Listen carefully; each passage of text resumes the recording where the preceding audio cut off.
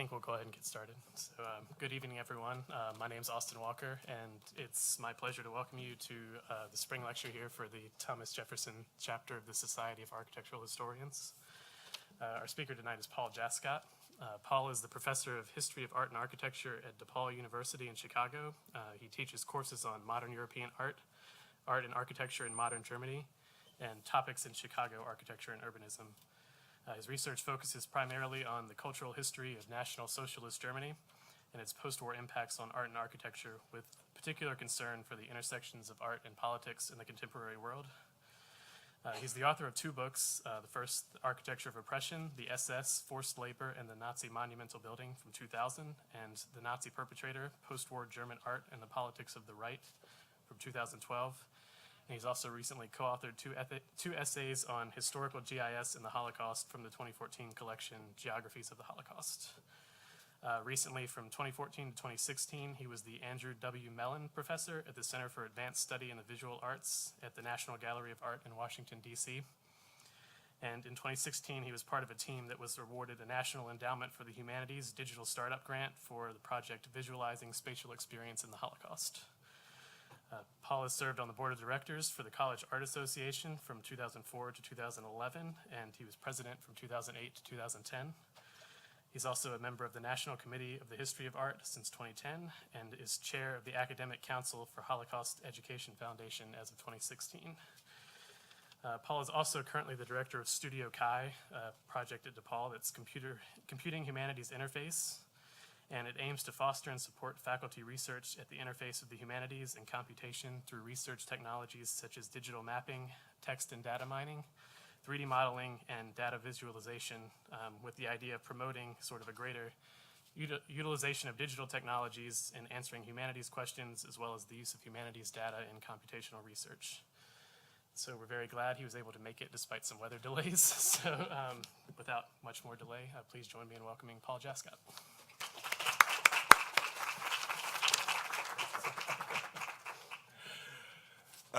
Thanks, Austin. I really appreciate that. And I also want to thank Michael and Hannah and the graduate student group for having me out here.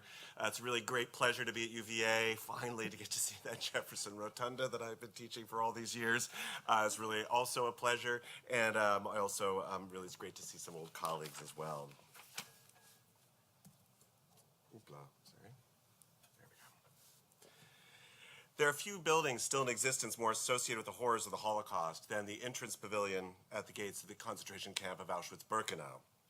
This is not a piece of architecture as we think of it. We are so familiar with this building that we really don't see it anymore. It appears on the covers of books, in films, in various essays, in countless movies, etc., and is also much talked about in survivor testimony. We see it always as the stable, massive, and symbolic form it is. Yet it is not only a static symbol, but it is also a product in time, whose final form resulted from the many hands that constructed the building and who changed its meaning. This is, of course, not unusual for any kind of building. We know that as architectural historians. And yet still, we think of this building when we think of the Holocaust as a building about genocide, not about architecture. But today I would like to think of this building not as a symbol, but rather as a process. Or in other words, we should move our attention from the overall symbolic significance of the building and think about its individual forms as they exist over time, or what I think is quite profound, Marvin Trachtenberg's formulation of the building in time, which is something that I've found very useful. Let us zoom in, for example, on a detail. Here you see something that disrupts our attention, a seam in the brickwork, and you see it, of course, right there.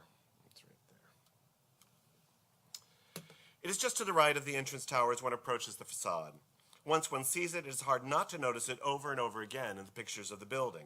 It has been hiding in plain sight. This seam is a mark of the building as process, a building that is not static. The extension of the gate of Birkenau, the adding of a new wing onto the old building at this seam, indicates a rise in the ambitions of the SS in the moment of 1943.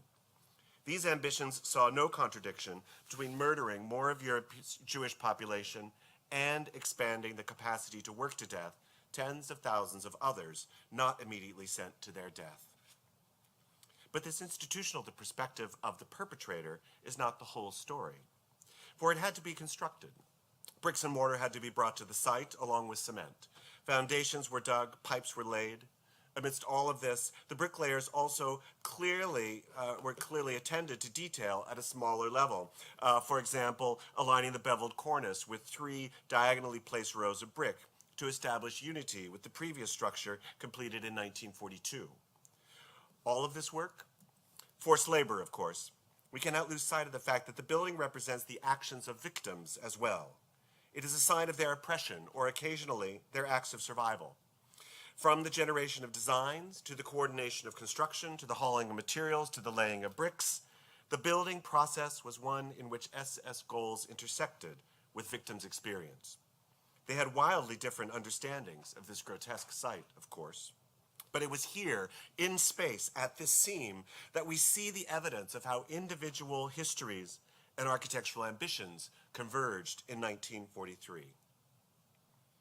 My talk today is about this historical and spatial convergence in the building process. Buildings are important sites that buildings are important sites that evidence the ideologically driven plans of the Holocaust. But they also leave traces of the victims that constructed or experienced these places as they moved through the genocidal system. In this sense, they are an ideal and overlooked source for exploring what Saul Friedlander called an integrated history of the Holocaust. For Friedlander, a history of the Holocaust requires both an understanding of perpetrator policies, but also victims' beliefs and experiences. Now, this might sound obvious, but for those of you not in Holocaust studies, these two realms are always split, that is, either perpetrator or victim, and they are not regularly brought together. I will argue that the architecture of the Holocaust is one such way of discussing and analyzing a more profound integrated history. These places were designed, built, and experienced, but none of these moments is reducible to the other. They must each be seen in tension with each other as crucial aspects of the history of the Holocaust. To return to the seam in the brick, certainly it is a product of SS ideological ambition, but it is also a trace of the lives and actions of those Jewish forced laborers, some of whom survived, and think of evidence like that trace as a way of marking and recalling important aspects of their experience. Our history of the building in particular, and the Holocaust in general, is not one or the other, but both. While we will traverse a wide field of evidence, my presentation will look closely at 3 distinct sources: a plan, a testimony, and a digital map. Each tells us something different. Together, they do not create a seamless narrative, but rather a relational one. Each part conveys a particular aspect of the Holocaust. First, the architectural plan speaks to the development and implementation of the perverse ideological goals of the SS, which included the brutal use of European Jews and other victims as forced laborers. Second, and conversely, the survivor's testimony has little interest in discussing the larger goals of forced labor, but rather focuses in on the experiential, a personal level of understanding. Here we see the importance of specific events at particular moments and in particular spaces. We will also see, surprisingly perhaps, the importance of women as forced laborers in the construction process. Third, and finally, I will explore how these 2 different aspects can be modeled in the digital environment. None of these kinds of sources is a complete history, but together they form what I will call a relational one. A true integrated history of the Holocaust that works towards a total understanding of the event must by definition be a relational one. It is only by thinking relationally that we do not lose the survivor's story in the vast abstraction of a systemic analysis of the concentration camp network. Each is preserved and also kept as distinct, but each is necessary to explaining the Holocaust, and the digital map helps us clarify both. Now, my reliance on digital mapping, a component of what is generally known as digital humanities, is not meant as just another attempt to justify the digital humanities as the next best thing. Yes, exactly. Rather, my analysis here is a defense of digital mapping as a conceptual method that not only contributes to our understanding of the Holocaust, but also is particularly methodologically suited to the kinds of historical questions we ask of the Holocaust. In many respects, I'm arguing that Holocaust studies inevitably involves grappling with the vast scale of the event and its documentary evidence, as well as the intimate scale of the individual victim, And it is difficult to negotiate both of these scales, both of these points of focus, without the digital. The digital here is not the truth, for a database and visualization and a map have serious limitations well known to all of us that work in the digital humanities. But the digital map here functions morphologically, or in other words, it gives form to the relationship of the individual to the systemic. We need new approaches such as digital mapping, but used relationally to other historical sources so that we can see the form of that more complete history of the Holocaust and of architecture, a goal which is worthy of our students, our institutions, and ourselves. Let us start with the plan. What you see on the screen is a 1942 plan for changes to the main camp, or what was called Auschwitz I, along with the surrounding area. For those who have not visited the memorial, Auschwitz is actually 3 different sites. Auschwitz I, the main camp, opened in 1940, and really the memorial is made up mostly of just this space here, but this whole area was considered Auschwitz I. Auschwitz II, or Auschwitz-Birkenau, a camp to house forced laborers and to murder Jews and others in the gas chambers. And Auschwitz III, or Monowitz, an industrial forced labor site. Now, SS Untersturmführer Lothar Hartenstein finished this new plan for Auschwitz I on the 12th of November of 1942. While it is a particularly finished drawing, it is one among thousands, and I want to emphasize thousands of other drawings that remain concerning Auschwitz, with some coming from the central office of the SS administration in Berlin, like Hartenstein's, but most being made in the central building office of the Zentralbauleitung of the camp itself. I would note that many of the key drawings concerning major structures in the architectural office in general have been well documented and studied, as has the camp, of course, and my work builds upon that significant historiography, just a few of which I show you briefly on the screen. So just thanking my forebearers there. This plan, though, is also quite particular. That is, it's not just one of the thousands of other plans, coming as it does in a very specific moment of the camp's history and the building activities of the central building office. It gives us insight into the dynamic between architecture and oppression, culture and genocide. Certainly, it is not a particularly innovative or surprising design. The curved roads of the SS settlement on each side of the camp, for example, were standard in housing estate planning since the Garden City movement of the late 19th century.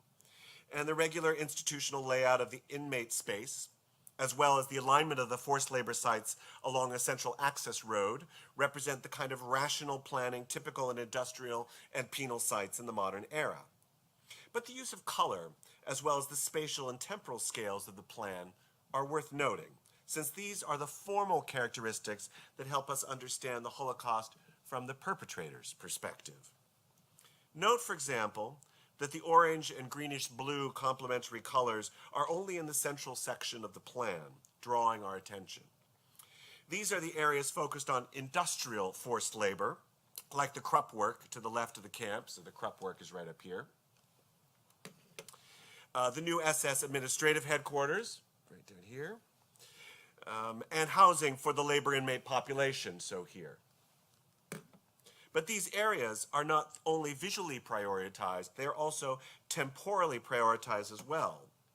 The key at the base of the plan shows us that the building office was very much aware at any given moment which buildings in this highlighted section were planned, under construction, or finished. That is, the key indicates this temporal scale. Finally, the plan also makes us think of time in multiple scales. There is the micro-focus on time for the prioritized buildings identified by the key, but whereas the plan in itself represents also macro time, for it incorporates past buildings built, those currently prioritized, the middle section, but also those planned for the institutional future of the SS as a power in Central and European Europe. So this, for example, has not yet been built. There's a kindergarten over here that they're planning on building, etc., etc. That is to say, the housing estate, for example, are about that future. The SS conceived of immediate needs, strategically highlighted in color, and prioritized in relationship to the war in the form of forced labor, expansion of administrative spaces, and the ability to hold and oppress more inmates, both Jewish and non-Jewish. At the same time, though, It never lost sight of its ambition for a dominant future, a future marked by cities and settlements over the eastern lands, freed of Jews, Slavs, and others deemed racially or socially inferior. To put it in blunt terms, the implementation of the plan, its conceptual framework, required genocide. It shows how deeply genocidal thought was spatial thought, which absorbed all aspects of life. Future time and the strategic current time cannot be separated, only prioritized. Building the future involved building the present, with forced labor and genocide a requirement for each. The plan shows us both. Note as well the large-scale planning involved in Hartenstein's drawing, particularly as it incorporated the very urban scale size of the composition and the interest in thinking about multifunctional sites. In particular, spatial scale was as important to their conceptual thinking as the temporal scale just discussed. The SS was concerned with design at the smallest spatial scale of the individual building, evidenced by thousands of drawings and details, but they also were active in urban and regional planning as indicated by this plan. And further, they organized building activity also at the continental scale of the war. For example, they had what were called building brigades that could go anywhere in occupied Europe and help the construction of the SS empire as it grew. For these architects, and they were architects running this ambitious project, the present and future SS world were vast in scale. And scale, expressed in human terms, is control over building and space.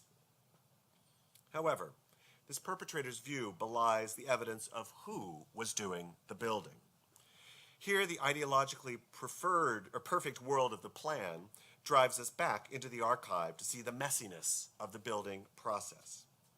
Hartenstein's neat categories of time and space fall apart in the face of a complex world of day-to-day construction with thousands of orders for materials, working drawings, shipments of cement and wood, and of course, labor allocations. The SS solved these logistical problems by throwing at this task the one resource most at its disposal, the forced labor of Jewish and non-Jewish prisoners not immediately selected for murder in the gas chambers. The records from Auschwitz, though partial, are stunning in what they reveal about the involvement of architecture in forced labor. We were able to get a particularly good view into the scale of forced labor in construction from monthly reports for 1942. That is exactly at the same time Hartenstein was imagining both the present and the future. While there are spikes and troughs in the numbers, by the July of that year, at least 8,530 men and 3,200 women were building at the camp at that very time. That is daily, that was the daily workers' allotment. A number that remains above 5,000 even in December, a high figure considering the time of year. Note as well that at least by July of 1942, forced labor also included at least 160 prisoners working as draftsmen in the office of the Zentralbauleitung itself. And I show you just one of the thousands of drawings done by a forced labor architect. What do we make of these numbers? On the one hand, they clearly correspond to the optimistic flurry of planning and activity for the camp in late 1942, so evident in the plan, as well as the shift in labor at Auschwitz towards the armaments economy that gathers steam in 1943. On the other hand, though, these numbers highlight what scholars have not really talked about. That is, how much of the daily life of forced labor inmates in these years was occupied by the often brutal work of construction, hauling materials, digging foundations, laying pipes, sawing, hammering, lifting, etc. Finally, the sheer size of the labor force, as well as its variability, including forced labor architects and draftsmen, highlight what a priority this was for the SS. But was this focus just at Auschwitz, which happens to be a very large SS architectural operation? So there were at least 300 architects working at Auschwitz, just as a footnote for you. How systemic was this interest in construction for the SS and the camp system as the whole? Let's turn briefly to this question in order to expand on the significance of our analysis of Hartenstein's plan. My co-author, Ann Kelly Knowles, and I have explored the camp system through our use of Geographic Information Systems, or GIS. We used GIS to visualize the camp's database that formed the core of Volume 1 of the U.S. Holocaust Memorial Museum's Camp Encyclopedia project. Of the 1,100 camps listed, 188 of them have no specific function. That is, we were not able to determine what went on there in terms of labor. But of the 923 remaining, 40% of those camps list construction as a primary or secondary goal of forced labor.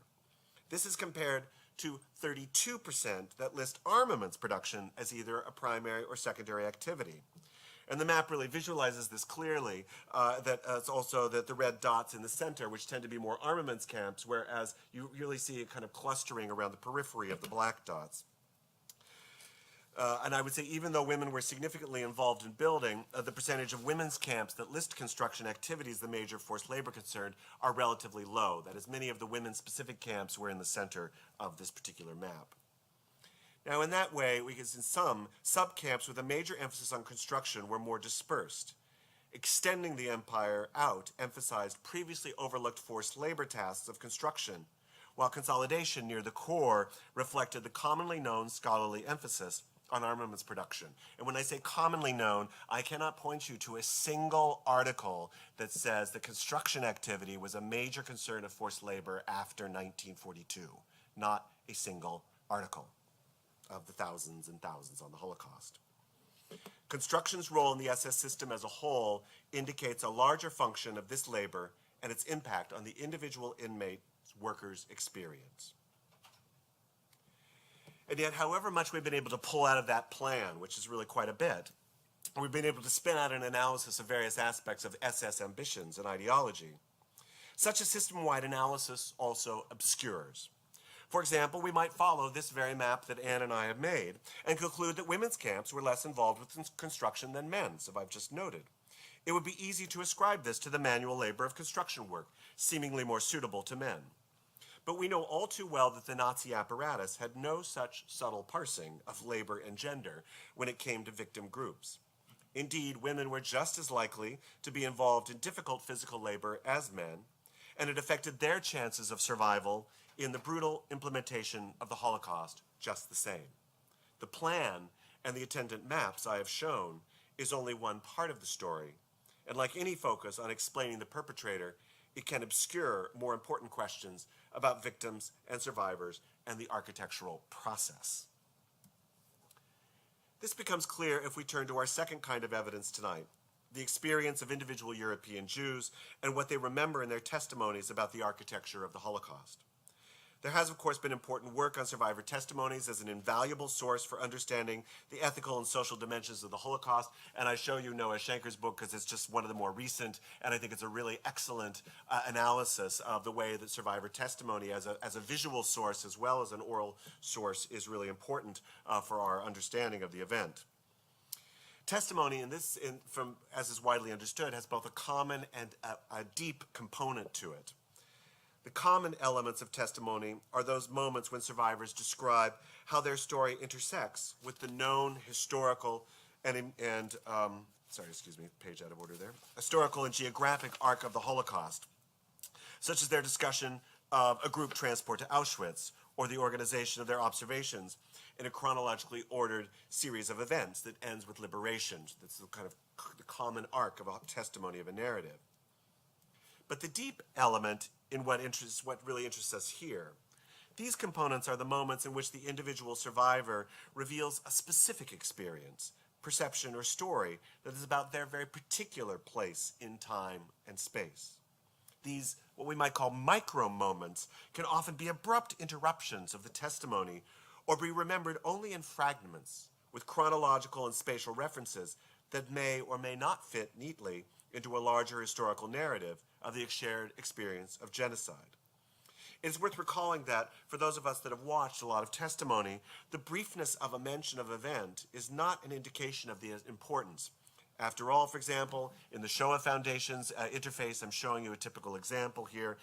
In the 3-hour format of the testimony, it covers the whole life of the survivor. So it's very hard to cover anything in great depth if you're trying to recount your whole entire life, both before, during, and after the Holocaust.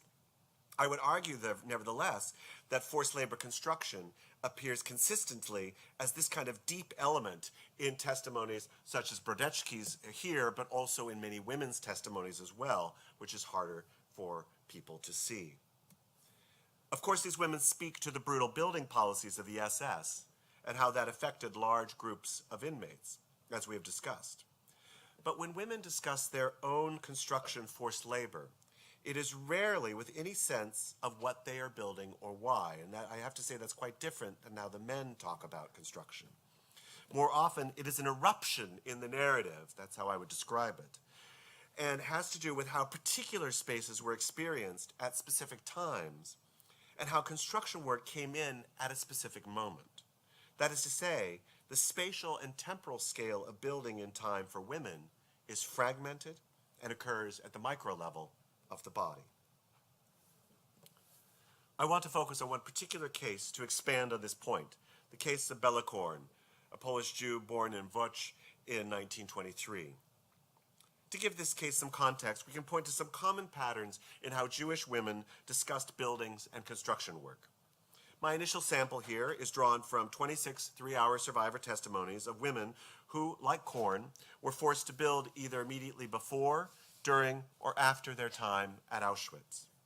Most of these women were in Auschwitz in the SS system in mid-1944 and after, that is to say, at the same time that the SS was expanding its forced labor operations to coordinate with the last-ditch build-up of the armaments industry.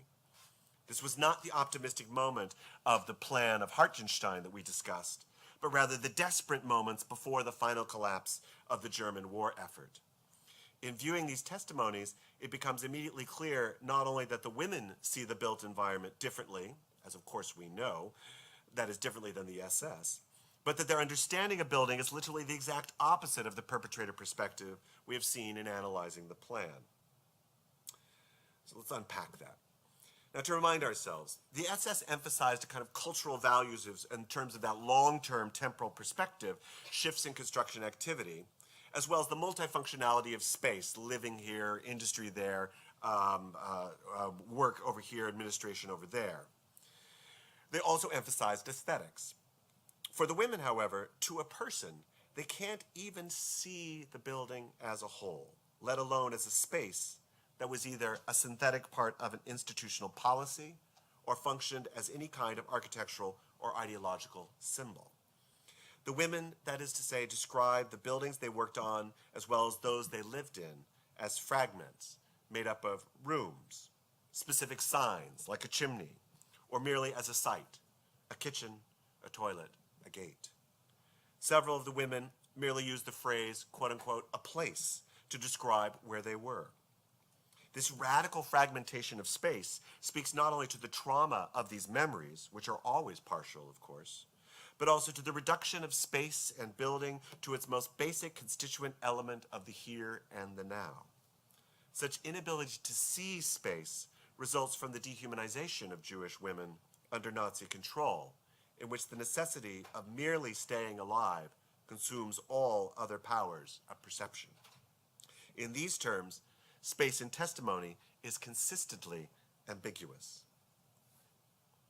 And yet, as we have seen, Jewish and non-Jewish inmates were involved in not only experiencing these spaces, but also planning and building them.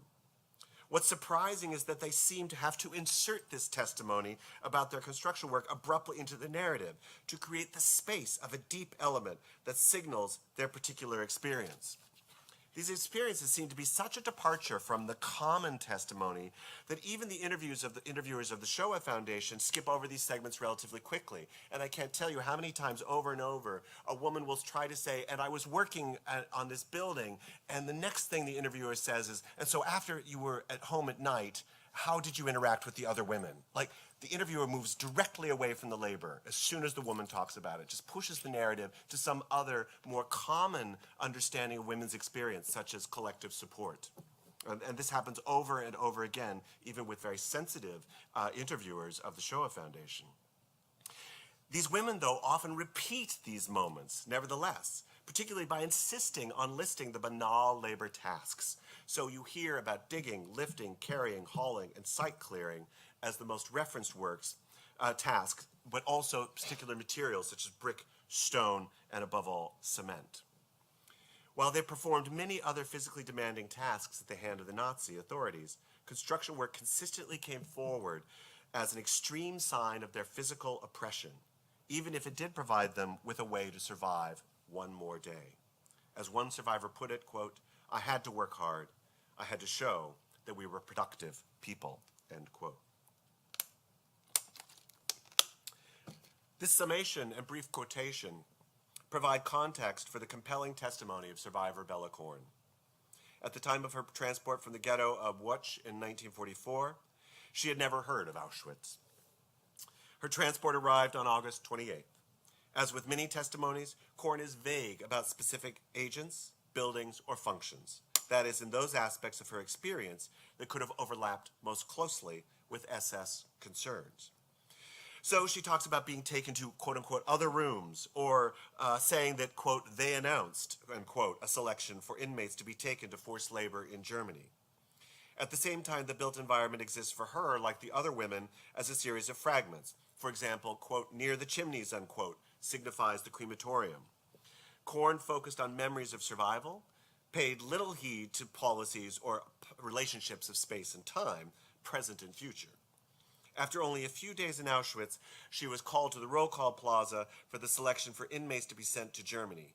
In a dramatic move, when she heard her number called, she grabbed her sister, or when she didn't hear her number called, she grabbed her sister anyway and moved into the forced labor line, which is what she called her escape from Auschwitz. What follows this moment is an 11.5-minute segment in which it is absolutely clear that the next few months of her life included not only the experiences of transport, work, and the survival of the brutally cold winter of 1944 and 45, shared by many survivors and victims, that is the common testimony, but this period for her was also punctuated by building. In this period, she worked at the forced labor subcamp of Langenbielau in Silesia in Germany, contemporary Poland. This was a subcamp of Grossrosen. Here, Korn remembers arriving at the moment that is her first memory of the camp was a moment of construction. Barracks were being constructed all around her, and there was a major shower facility. And she herself was immediately assigned to the task of constructing bunkers for air raids and, quote-unquote, building long ditches. She didn't know what for. She was then transported early in 1945 to Paschnitz, currently in the Czech Republic. She thinks that she was there about 3 months, although she's not sure, where she built more air raid shelters and more buildings. Her description of the spaces through which she moved indicate her perception of the organizational structure of the SS system, camp to subcamp, for example. But the vague sense of chronology and the 4 distinct moments of construction which enter and then abruptly drop out of the testimony communicate clearly the fragmentary understanding of space and time that disrupt an otherwise coherent narrative. This heavy labor by a woman is hiding in plain sight in the testimony, covered over by the otherwise more familiar, if equally brutal, description of women and other inmates in the last few cold months of the war as they desperately fought to survive till liberation. Bella Korn's testimony is thus both familiar and unfamiliar. It is one of thousands of testimonies that speak to the degradation and oppression of Nazi occupation of Europe. It affirms and expands our knowledge, reminding us not to forget each and every individual. It is also, though, less familiar in its insertion of the presence of forced labor construction activity on the role of that specific forced labor in her survival. The emphasis on air raid bunkers, for example, is picked up in other narratives by women, so that it becomes clear that experiencing the forced labor events of the end of the Holocaust meant a constant process of destruction and construction, as each side in the military conflict built up or destroyed the capacity of Germany to continue the war. This experience of the built environment had no meaning in any cultural or systemic sense from the women's point of view. That is, it had no relationship to what the SS thought was going on. Instead, like Korn, the destruction of a factory one day meant only that she had to carry cement to the same site and start rebuilding the next. Time, as described in testimony, was reduced to one event following another, and conceptions of space were localized to the specific site of labor. These women might remember German terms used for their work, such as Bauarbeit, but any other connection to the SS plans for the site existed only in their endurance of the brutal daily experience of forced labor. But one thing is clear. the last year of the war for many women was spent in the midst of a large construction site. Both my discussion of the SS plan for Auschwitz as well as my focus on the testimony of Bella Korn indicate how important our attention to time is in the analysis of the architecture of the Holocaust. This temporal dimension is crucial, for it both links and separates the two kinds of evidence. For the SS, the temporal scale rested on how present acts related to future ambitions in a tense but integrated relationship. Such concepts of time were matched by concepts of space, which connected this particular plan for a camp to the overall system of forced labor concentration camps all over Europe. But for the victims, as we have seen, such a systemic and holistic sense of time or space were irrelevant. Time exists in testimony as only present, as fragments of moments, just as spaces and buildings are marked not as a whole structure, but as parts. The perpetrators were interested in a constant push for synthetic notions of time and space, while the victims placed an emphasis on phenomenological and fragmented experiences. But how, then, do we talk about the two temporal and spatial places and experiences together? A digital animation of the construction of Auschwitz II, that is Auschwitz-Birkenau, during 1943 and early 1944, may help to give form to some of the issues raised by the earlier SS plan of 1942 and the later Korn testimony of her experiences in 1944-45. And I'm sorry, due to just time constraints, I'm only showing you select skills rather than the whole animation, so you'll forgive me for that. As with the previous camp system map, this animation resulted from my ongoing work with Ann Kelly Knowles on analyzing the spaces of the Holocaust through digital mapping and other digital visualization means. For the Auschwitz project, we were interested in reconstructing the buildings at the site in order to ask historical questions about what the built environment might tell us about the Holocaust. As we progressed with our research, Chester Harvey, our co-worker, developed a database of buildings at the site, a database that includes 1,400 structures, and we're still and counting. It's still going on. So this is only a partial data set. Excuse me. These included both the large-scale monumental buildings like the entrance pavilion at Birkenau, with which I started, but also small vernacular structures like a troop sauna at the eastern end of Auschwitz I, or the variety of 7 different types of barracks we've seen in Auschwitz II. The scale of the SS ambition that we have seen marked in the plan was evident to us as we built the database, as more and more buildings were added to it. What we thought we were originally visualizing was this large-scale world of the SS as a first start to our reconstruction. Now, this moment of 1943-44 was important in the history of the camp and its architects. Yet, while not overlooked, it is often downplayed by the scholarship. This is not surprising, given the history of the camp and the interest in Holocaust research and architectural studies. On the one hand, architectural historians have emphasized the step-by-step radicalization of anti-Semitic policy by the perpetrators that led to the war and Auschwitz in the first place. Nazi policy escalated those attacks into full-scale genocide with the development or the deployment of such things as the Einsatzgruppen with the beginning of the war. These mobile killing squads gradually were replaced by killing institutions like Auschwitz beginning in 1941. By 1942, that is the time of the Hartenstein Plan, genocide was decidedly not a kind of something on paper. It was a reality for European Jewry and established policy in the death camps. That's the moment in which most architectural history and historians of the perpetrators stop, or that's the moment they emphasize, I should say. Now, historians of the site then tend to direct our focus to the end of the war, that is, especially to 1944 and the murder of over 400,000 Hungarian Jews at the camp, a horrific summer of death that summarizes all too well the results of anti-Semitic policy. Many survivors who are in Auschwitz have testimonies that also focus on 1944 and after, given that, not surprisingly, the end of the war is closer to their memory. In addition, for those who did survive, often their time at Auschwitz or through the forced labor camp system focused on the later years. That is, we have a lot fewer survivors, obviously, from those that came in 1940. Comparatively few Jewish inmates survived the camps who were incarcerated at Auschwitz before this time. Now, I'm generalizing here, and there are exceptions to this rule in the scholarship, but I remind us of this dominant direction, either pre-42 or after 44, in order to show that it clearly leaves a gap in 1943. This is the gap between the SS plans and the majority of survivor testimony, like Korn, that this animation addresses. Now, our initial visualizations focused on trying to make sense not of the visual elements of the SS plan, but its functional ones.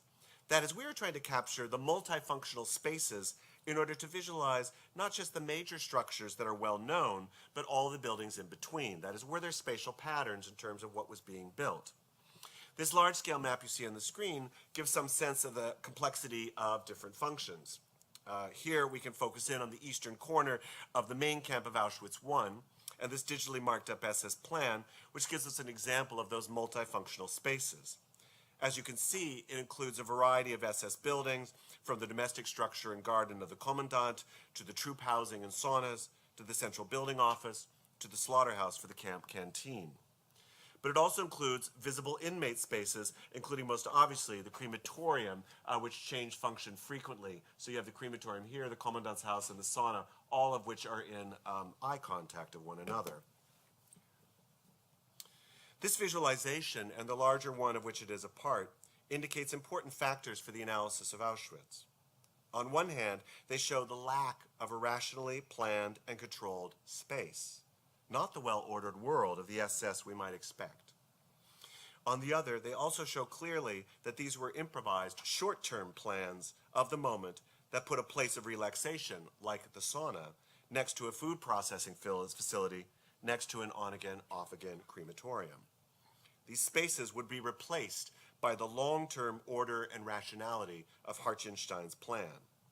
Finally, and most importantly, they show at this moment of 1943 the physical and visual intersection of the world of the perpetrator and the world of the inmate, a world that was in the process of being constructed, as indicated by the underlying architectural sketch. This last element of the process of construction, though, can only be inferred from the plan or from our digital reconstruction. Building in time is something we can only describe as related to, but outside of these other visualizations. The finalized animation, though, gives us a very different, and I believe, radically new picture of that gap in the years at Auschwitz, one that argues for attending to the architecture of the Holocaust as well as its construction. The animation is a simple visualization of our partial database of construction activity in Auschwitz-Birkenau, beginning in April 1943 and ending in May of 1944, before the arrival of the Hungarian Jews. The light red spaces, which you see indicated, show that construction had begun on a building, and it remained, though, in process. Dark saturated red indicates that the construction had been completed and that the building office had turned the finished structure over for use to the camp SS administration. Now, I hope you can see, even from these screenshots, how the animation captures two aspects of the development of the built environment of Auschwitz-Birkenau very clearly. First, it shows the rapid expansion and growth of the physical scale of the camp. Expansion of finished dark red buildings in the visualization exists as an indexical mark of the temporal and spatial conceptualizations of the space. Or to put it in terms of Hartgenstein's 1942 plan, what we see here is a rapid spatial expansion, which is the ideological commitment of the SS to implement its twin goals of extending forced labor and genocidal ambition. For this, they needed to expand the capacity of Birkenau to hold forced laborers, but also to have spaces to keep inmates before their subsequent murder in the newly built crematoria gas chambers at the northwest corners of the camp. These goals required larger controlled spaces that were also highly regulated, marked in the organization and expansion of the camp. So the speed of construction and the scale is marked by the animation. But second, it also shows how sporadic and chaotic that expansion was over this year period of time. There is no set pattern, as indicated by the light pink buildings. There is no set pattern to the process of construction of the site. Rather, such ambitions to expand power, even by the SS, face the constant day-to-day challenges of the war, of common conditions of buildings, such as weather and the shortage of materials, and of their own brutal hand over a forced labor construction force of over 10,000 people. That is to say, the micro, ever-changing image of the construction zone of Birkenau also points directly to the prisoners, to those Jewish and non-Jewish inmates who came into this physically fluid and confusing environment. And that was the surprise for us. Since the digital reveals building in time, it further points to those thousands of prisoners whose daily existence was in constructing that environment. The animation refers to both ambition and to construction, to long-term goals, but also to the short-term experience of space and the moment. Another way of thinking about this intersection of temporal scales and space is this graph, based on the same database but visualized in a different way. In other words, this is a different kind of spatial visualization, I would argue. This graph shows how consistent construction activity was over this whole period, that is this chart that goes up always, given that the central building office was in a constant state of activity. It captures the daily scale of building, something so granular that only visualization based on the detail of a database can really help us see it. But it not only shows us the consistency of construction activity, but rather the dips and the troughs of the graph indicate the start-stop process of the implementation of plans of this scale at this moment in the war and with the use of forced labor. Buildings could be finished within a few weeks of planning, or shortages could stop construction for a period or more. Brutally, the thousands of forced laborers could be called at any particular time to another aspect of camp work to fulfill yet a different aspect of the Nazi military and genocidal ambitions. In addition to indicating the central building office's perspective, though, the graph also references the activity of prisoners, their real life, not only in construction work, but also in an ever-changing built environment.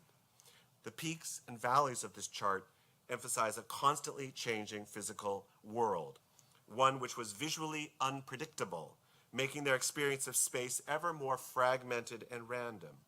That is to say, the graph and the underlying animation shows the spaces that appear not in the polished plans and memorandum of the SS, but they show you the spaces in the testimony.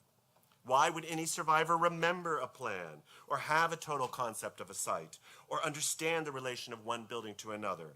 Indeed, our graph and the visualization indicate that such disjointed memories are not only the product of the nature of testimony 50 years after the end of the war. The graph is also, and surprisingly, much closer to visualizing the actual character and experience of architecture in the camps themselves.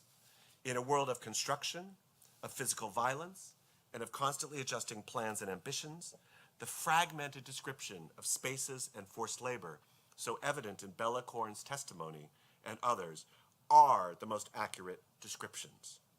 This is what the architecture of the Holocaust looks like, and this is what Korn described.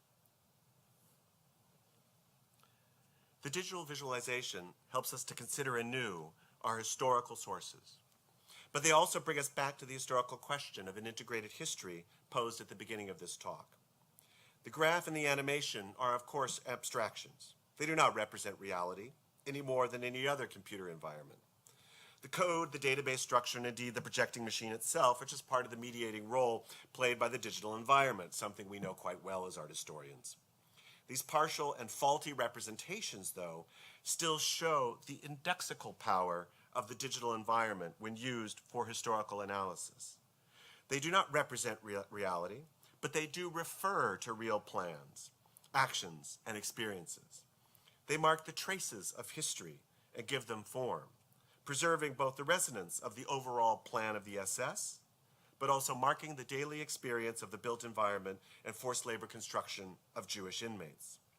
The animation and its attendant graph references both. It makes us ask questions of both, but it does not reduce one to the other. They are spatially related, and that relational moment of their physical confluence signals as well their relational history. Through visualizing the architecture of the Holocaust as building in time, we critique a monolithic view of the long-term goals of the SS by showing their need to be built step by step, brick by brick, cement bag by cement bag. But importantly, we also recover much more clearly traces of the inmates' experiences of forced labor, validating and contextualizing the testimony of those post-war survivors. The digital is not a replacement for an analysis of the document or the testimony. It merely gives form to their relationship and shows how we can start to talk about both the systemic and individual questions in the Holocaust together. What I've tried to argue here was how looking at construction can change not only our analysis of the built environment, but give greater complexity to an integrated history of the Holocaust. Architecture as process could be a unique resource for Holocaust studies as we become more and more interested in a diverse set of spaces, from ghettos to camps, from front lines to bombed cities, from post-war trial rooms to living room testimonies. The digital methods have been important here, but only as part of this broader, deeply humanistic project. Attending to architecture not only gives us a side history, but a central component of the overall implementation and experience of the Holocaust. If we do not attend to questions raised by the seam in the wall at the entrance of Auschwitz-Birkenau, we lose sight of fundamental characteristics of the perpetrator. But we also cast the terrible experience of forced labor construction by thousands of victims into darkness. The trace of their experience, which resonates with the testimony of many women survivors, must be remembered but also explained. As I hope I have shown, visualizing buildings as process goes a long way towards just such an explanation. Thank you.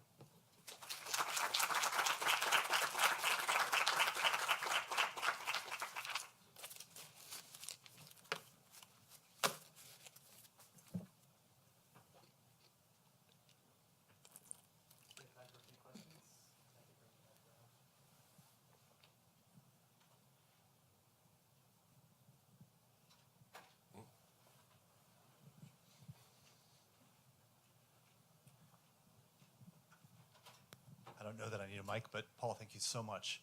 I think we're all indebted to you for undertaking a really important subject. So first, let me just give pause and thank you for this work. Secondly, so two related questions. I'm a historian of the 18th century and do a lot of work in slavery, and there are some very interesting methodological parallels between your work and work of those in my field. I was really struck that there's a numeric identifier of the individual who's producing the drawing. And I'm wondering, so this is the first question, could you imagine any benefit from trying to trace the experience of production by a particular individual? I mean, so you could actually begin to kind of characterize a biographic trajectory of one of these architects' experience. So that's the kind of first question. And second, as a scholar of slavery, I'm regularly asked, well, what about resistance? What are strategies by which the enslaved resisted even as they built? It's very hard for me to get to that answer, and I'm wondering, is it any easier for you?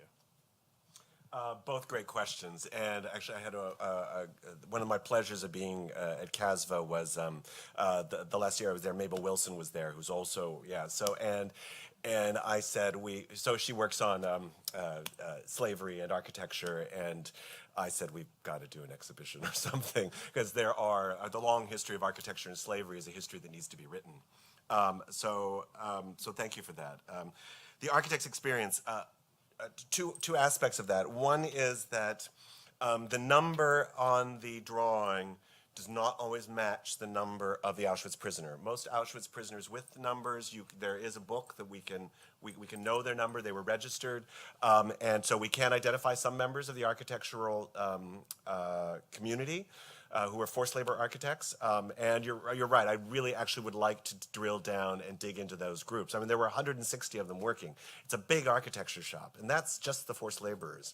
I would like to compliment, though, you're not going to be surprised by this, by the architects, the SS architects, from which there's scandalously little known. I mean, there has been, Robert Jan van Pelt has done some great work on Bischoff, who headed the architectural office. But Fritz Ertl is the most obvious case. Fritz Ertl, he designed the plan for Auschwitz-Birkenau, the one that we did the animation of.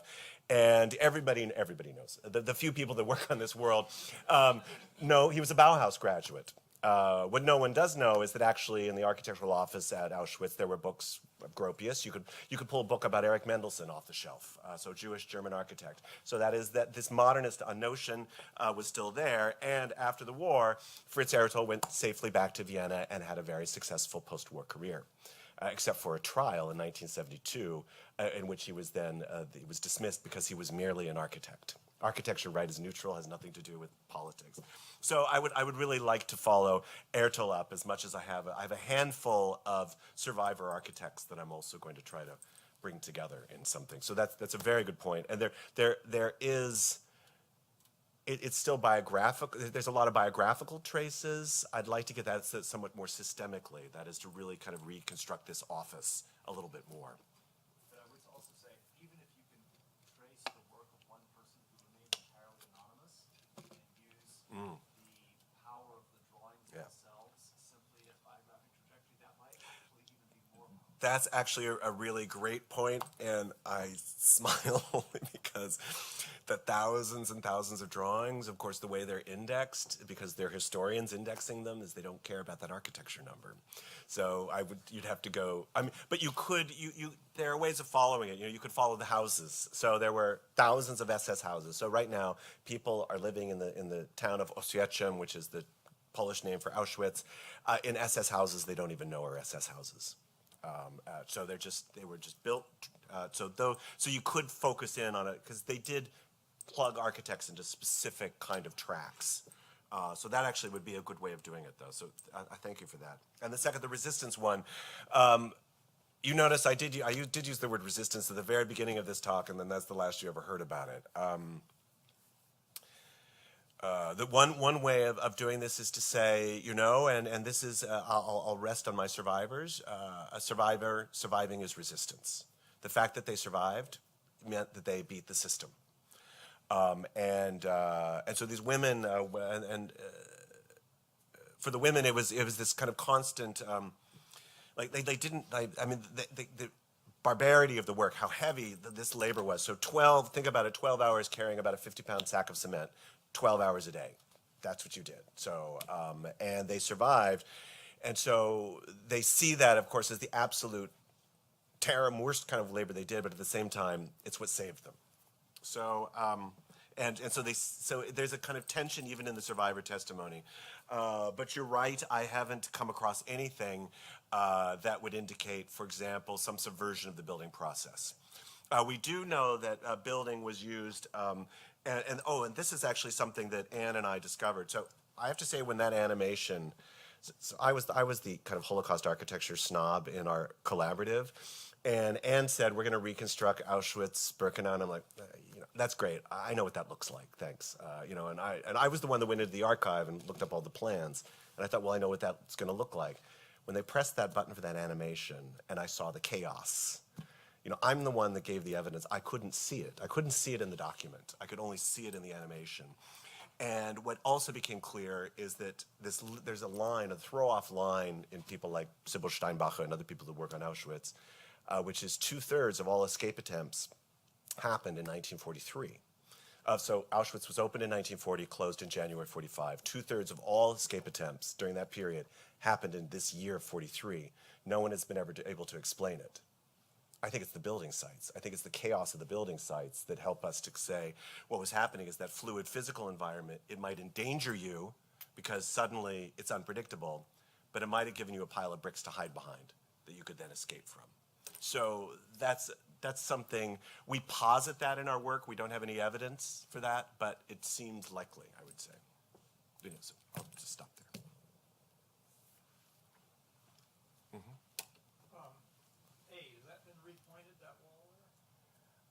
It has been preserved, but this side has been preserved. Yeah, I'm not sure whether the wing has been repointed, so that's a really good question. So, but this side has been recently restored. So. Well, it brings up the question: where were the materials coming from? No. They were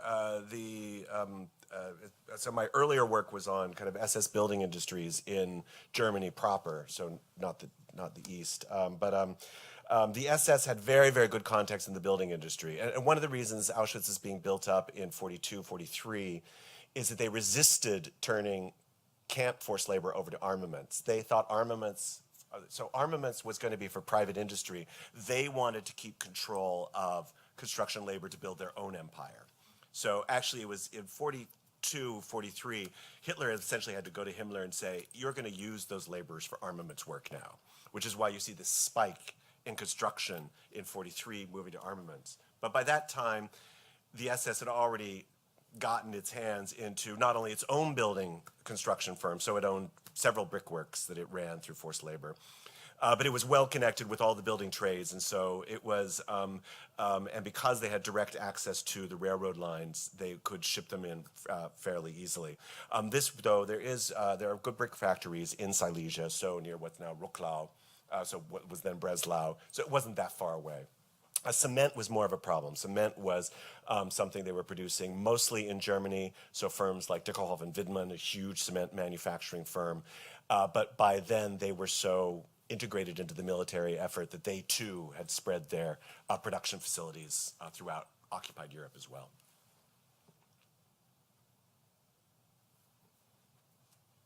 Thanks, Paul. I thought it's a really compelling and convincing way of showing how thinking simultaneously, spatially, and temporally through these kind of conjoined sources allows for a new kind of understanding. And I wanted to ask you a little bit about the observation that you make and kind of a starting point in some sense for this work about the occlusion of construction as the focus of forced labor. And I heard in your talk a number of arguments for why that might be the case. That the rise of a new focus on armaments, the degree to which construction is sort of the further implementation of plans that in some sense have already been realized in broad strokes and therefore less of interest. And then a kind of interesting later history of the simultaneity of destruction and construction that wouldn't necessarily kind of turn an eye away from that. But I wonder if there's more to that, the kind of historiographic erasure of construction labor and what you see from your vantage point explains that failure to see.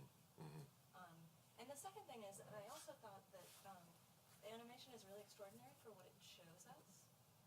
But I also am kind of longing for the next stage of the animation that maps into those, the functional differentiation on the granular scale that you captured in the kind of color coding of one of your more detailed plans. Like, is that potentially a next stage of the project? Because it seemed you're already moving from a really different understanding of the total plan, watching it unfold over time, and what is and is not actually realized. But that, how do you then, what's the next step to take us down into that level of, that seems so critical to actually understanding the experiential scale? Yeah, two big and difficult questions, but I'll try to tackle them. The occlusion of construction is, I naively, again, I've been working on the Holocaust forever, and I naively thought when we started this project that other than the major architectural office of Auschwitz, there wasn't a lot going on that I would really talk about. And that's because when you start talking at the systemic level, so at the level of forced labor, that's the system, right? How are they going to distribute this labor? Historians are using documents out of Berlin, and they're using documents by the SS. And what the SS say is, this is going to be a Krupp's work. So this is going to be Krupp's, and they're going to make shells. And that's great. What they don't tell you is that Krupp's work took 2 years to build and never produced a single shell. So it's referred to in the documents as a Krupp's work. It's identified as armaments, but actually what's going on is construction. So what's happening is what's being included there is the labor. So the people are ironically being written out of that. Ironically because these are sensitive Holocaust historians, but they just write that out. And now I have to say, so we criticize our own field. I mean, art historians aren't even because for them, once Mies and Gropius are in the United States, why do we have to worry about it? I mean, Jean-Louis Cohen, of course, has done important work, and there are others that are doing this, but predominantly that narrative of modernism is, yeah, exactly, and it's a narrative of modernism, but it's also a narrative of design, and so I think that there are very few kind of real deep analyses of construction as meaningful to building, and so that's something I'd like to correct. But I think that's why. So that because forced labor pushes to the systemic, when people think systemic, they think perpetrator document, and the perpetrator document says what the building is meant to be, not the process. So that's one thing. Second, though, and this gets to the animation and what the next step is. We originally thought that what we were going to do is exactly go back to the functional, but we also then thought that even if we went back to the functional, that's still the kind of systemic level of the perpetrator. They wanted a horse stall there, and they wanted a barracks there, and they wanted an interest pavilion there. And what we thought was missing that our visualization was pointing us to was the victims. And so we thought, well, we want to put testimony in there. That's the granular scale we wanted to go to. And this is this impossible project that this is what they got the NEH for, that will never, call me in 10 years. But it's what we think we're trying to do now is there's no, when you go to the victim scale, of course, it's not systemic. And so, I mean, I saw 26 testimonies. 26 testimonies took me 2 months of work, because they're 3 hours each, and then you've got to go back and you've got to decide which ones you're using. So if you watched all of the Shoah Foundation testimonies, 52,000, you would do that every day for the next 26 years, you would see them all. Meaning, the only way you can do it is somehow digitally. But this is what I think is exciting. This is the only source at scale that we have of the victims. It's the only source where we can say, we can put the scale of the SS related to the scale of the victims. That's the only source. And if we can crack that nut, which is what we're trying to do, right now it's unfortunately means doing transcripts, so we can't use the video. And I was saying to Michael, as an art historian, the fact that we have to go from video to text and we lose the visual is anathema. But what we're trying to do is we're trying to get some kind of method that would actually work to allow us to mine 52,000 survivor testimonies at scale and to see their spatial experience and to capture what they said about architecture and forced labor.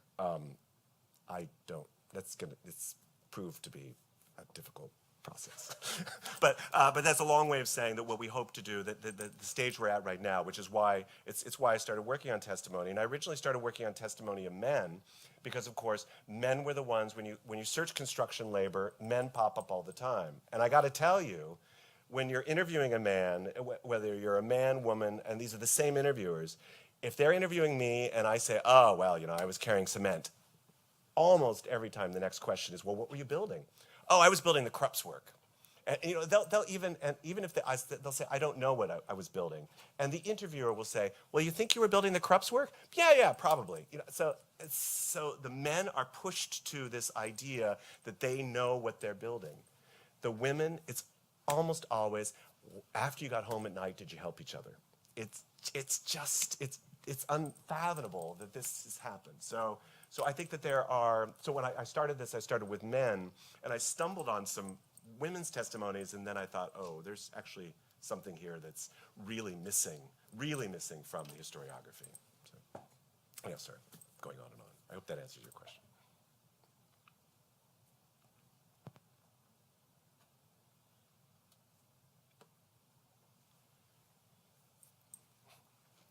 I wanted to ask about the gender piece, and you've made it more complicated, and I appreciate that there's a sort of conceit in the talk. I really personally appreciate that you sort of throw out this idea that the women's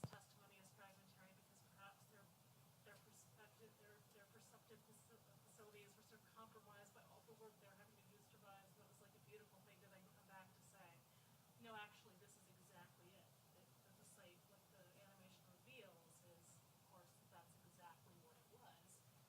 But what you just said about the collection of the testimony makes it really complicated. I mean, I Yeah. know it's what you actually care about the gendering, other than to say, look, there were a lot of women working on these sites, but it sounds like, other than sort of tracking down the women who were interviewed by people who asked the wrong questions next, how you actually get to the bottom of that issue that you point to Right. remains pretty oblique. Yeah, and I have to say this is what we're at the beginning of this, but we think that, I mean, testimony is quite clearly gendered, and the way that meaning the way that these testimonies were framed. They were all taken after the Shoah Foundations, or specific testimonies after Schindler's List. So Spielberg used the prophets from Schindler's List to tape testimonies. They're done by people that were trained in one day. So they're not like the Fortunoff Archive in Yale, where you have a kind of sociologist who you take a seminar in oral testimony and oral interview, and and this is nothing against the Shoah Foundation. They're great. They're very good to us, but it's a different kind of testimony, and also many of these testimonies are in 1995, so 2 years after Schindler's List. If you show up at Auschwitz, one of the questions the interview will ask you, I can guarantee you, usually reel 3, is, did you see Mengele? And so it's just like everybody saw Mengele, like he was everywhere. And it's, and again, not to make light of this, but it's clearly not possible that, first of all, they wouldn't have known who Mengele was in 1944, right? So this is a kind of retrospective narrative that has been pushed onto the idea, and this is their memory, right? This is not representation. It's not a document in that same way. So this is a long way of saying that the tropes and the questions and the experiences have been gendered for 50 years, and these people remembering through that gendered experience. That said, there are so many spatial markers in this testimony that no one has paid any attention to. When people talk about testimony, they analyze the body, they analyze the events, they analyze violence. They do not analyze spaces. And so that these spaces, which and there are, even though there are differences, but there are also differences in different ethnic populations, so different Jewish groups within Europe. There are differences in class, and all of those things, though, at the scale of 52,000, that's what we're interested in. Are there spatial typologies that will lead me to certain kinds of certain kinds of buildings? Are there spatial typologies that are completely unexpected, much as I discovered the unexpected in the animation? What are the architectural questions that are raised? And so it's not going to be then about the individual, it's going to be about the whole, at least if we get to that scale. I don't know, we're still very much at the beginning of this process, I have to say. It's getting more confusing by the day. I mean, one of the things we have to deal with is the transcripts. These are, these are any language. So even if you're speaking Polish or you're speaking English, you're often speaking Polish or English with a Yiddish accent, and you throw in Yiddish so the transcriptions are dealing with multiple language, multiple accents. It's complicated, but interesting. Okay, we'll Good. have a short reception outside, but before we go, please join me again in thanking. Thanks, appreciate it.